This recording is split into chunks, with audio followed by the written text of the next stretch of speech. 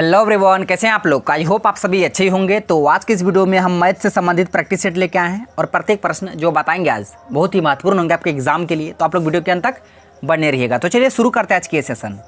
पहला प्रश्न है, बहुत ही महत्वपूर्ण प्रश्न है और ऐसे प्रश्न बहुत सारे एग्जामों में पूछे जाते हैं।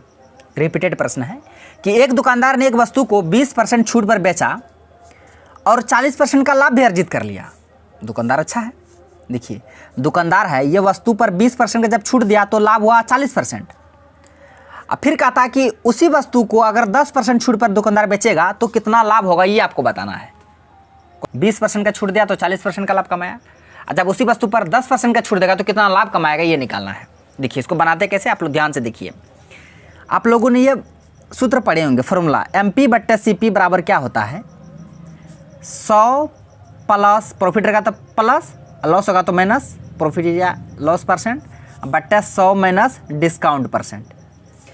इस फॉर्मूला को आप लोगों में से बहुत सारे स्टूडेंट पढ़े होंगे। यहाँ से 4-5 तरह का प्रश्न बनता है इस फॉर्मूला से।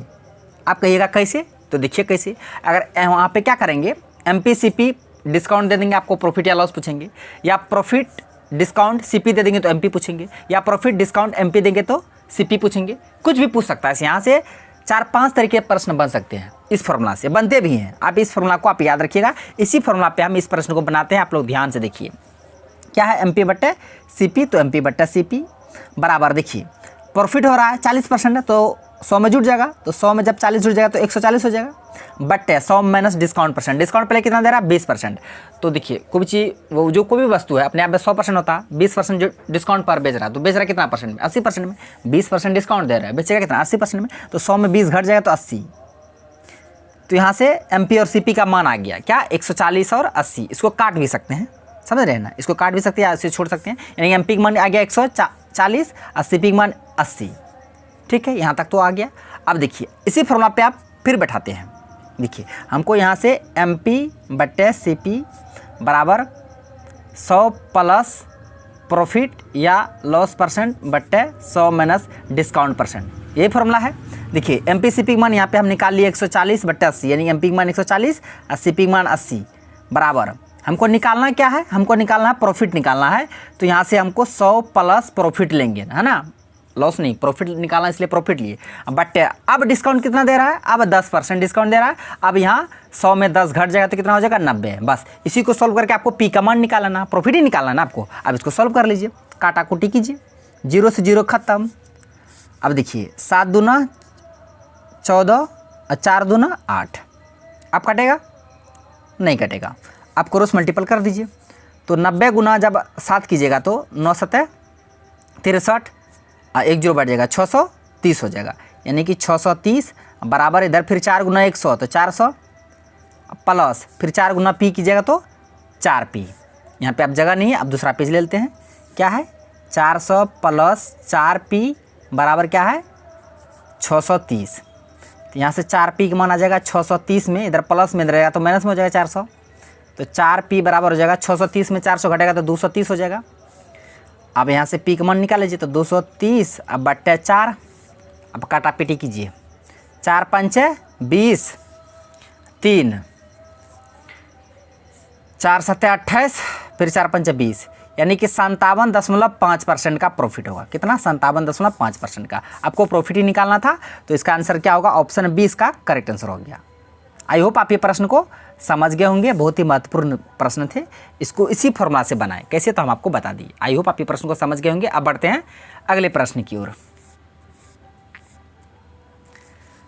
प्रश्न है, 24 रुपया प्रति किलोग्राम के चावल को 32 रुपये प्रति किलोग्राम चावल के साथ किस अनुपात में मिलाया जाए ताकि मिश्रित चावल की दर 26 रुपया प्रति किलोग्राम हो जाए। एलिगेशन पढ़े हैं। एलिगेशन में देखिए 2 तरह का चावल, एक 24 रुपया वाला और एक 32 रुपया वाला। दोनों में कॉमन रहता है ना, उसको बीच में लिखा जाता है। एलिगेशन का ही मेथड है। बीच में क्या, 26, दोनों मिला कितना, 26 रुपया, कितना बचा 26। तो इसको बीच में रखेंगे। एक बार घटाइए, बड़ा में छोटा, एक बार खुद इससे इससे घटाइए। एक बार घटता है, एक बार घटाता है, एक बार घटता है, एक बार घटाता है। 32 में से 26 गया 6, और 26 में 24 गया 2। आप काट दीजिए, 2 एकम 2, 2 तिया 6, 3:1। कितना, 3:1।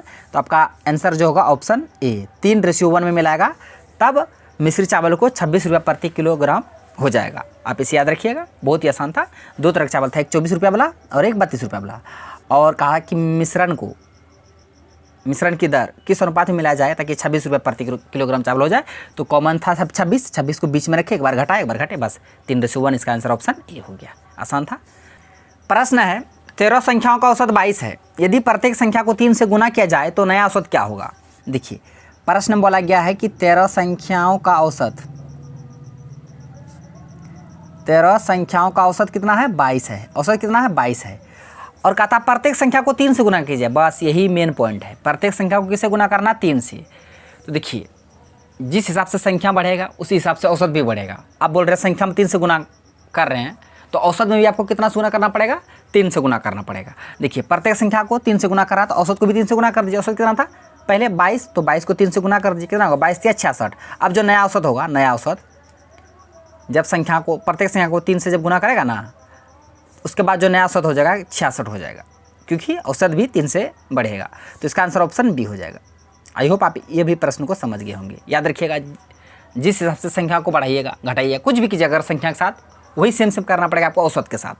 यहाँ प्रश्न बोला गया था प्रत्येक संख्या को 3 से गुना किया तो औसत भी 3 से गुना होगा। तो औसत 22 था, 3 से गुना किया 66 हो गया। तो इसका आंसर ऑप्शन बी हो गया। प्रश्न है एक दूध वाला, बड़ा बड़ा क्वेश्चन है, डरिए मत, है ना। एक दूध वाला 20 रुपया प्रति लीटर की दर से दूध खरीदता है।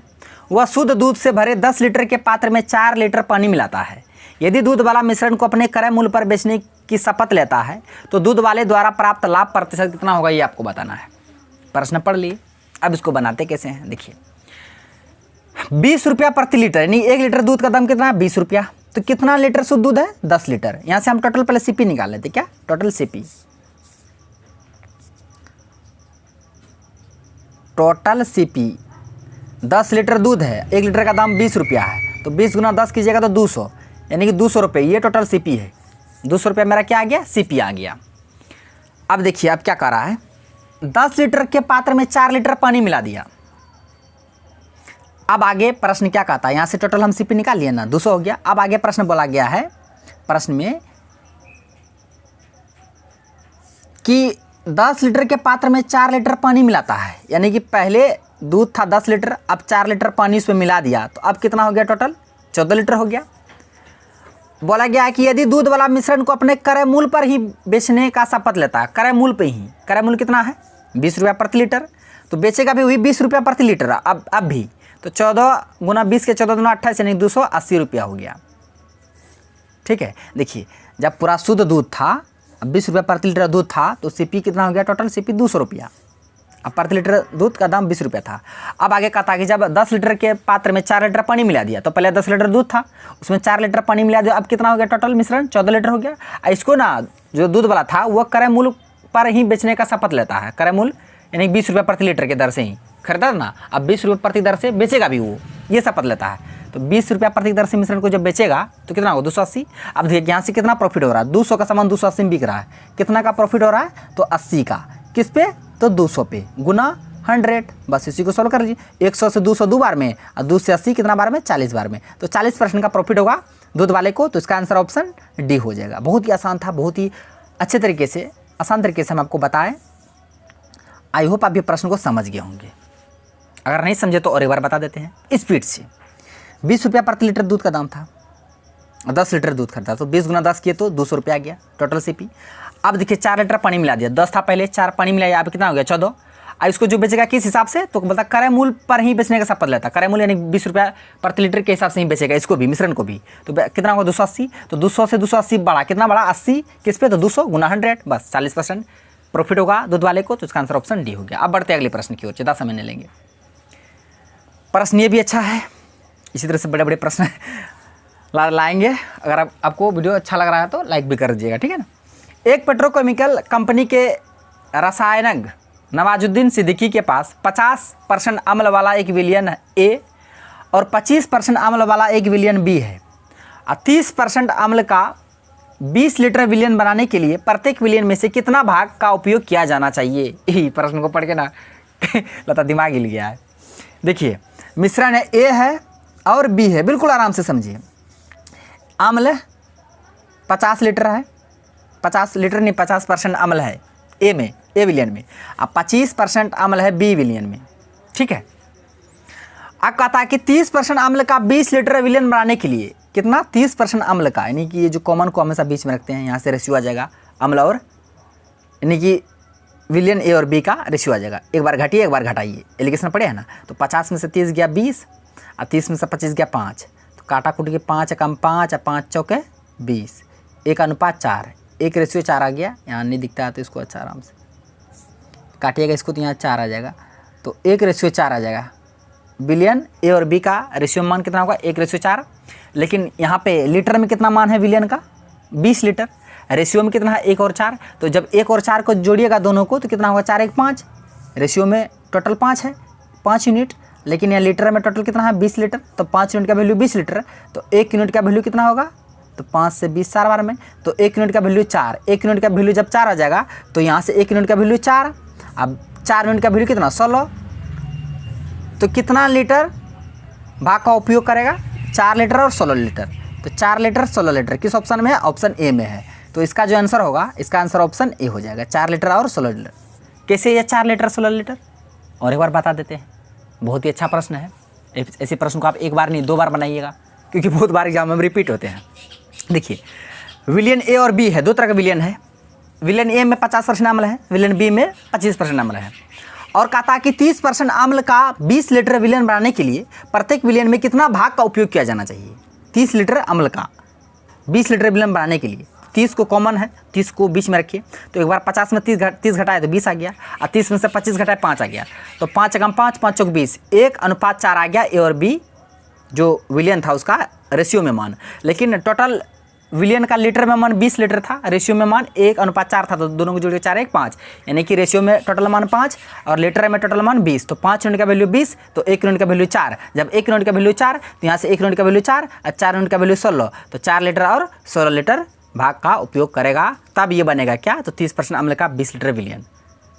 मुझे उम्मीद है आप ये भी प्रश्न को समझ गए होंगे, ठीक है ना। अब बढ़ते हैं अगले प्रश्न की ओर।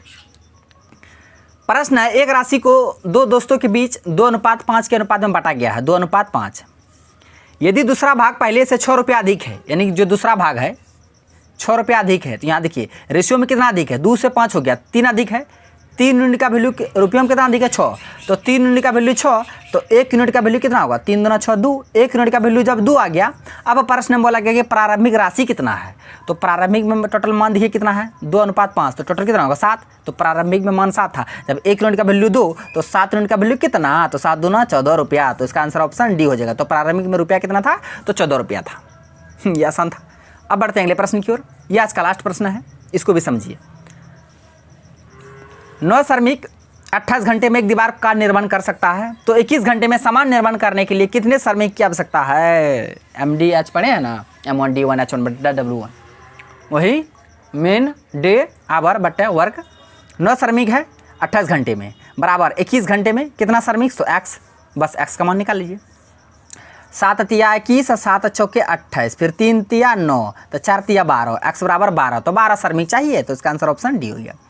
तो फ्रेंड्स आज का प्रश्न बस यहीं तक था। आई होप सारे प्रश्न को समझ भी गए होंगे। यदि आपको वीडियो अच्छा लगा तो मेरा वीडियो को लाइक कीजिए तथा मेरा यूट्यूब चैनल कर दीजिए सडा को सब्सक्राइब करें और बेल आइकन को भी हिट करिए ताकि हर एक लेटेस्ट वीडियो का नोटिफिकेशन तुरंत आप तक पहुंच जाए। थैंक्स फॉर वॉचिंग वीडियो, धन्यवाद। मिलते हैं नेक्स्ट वीडियो में नेक्स्ट टॉपिक के साथ। अब तक के लिए जय हिंद।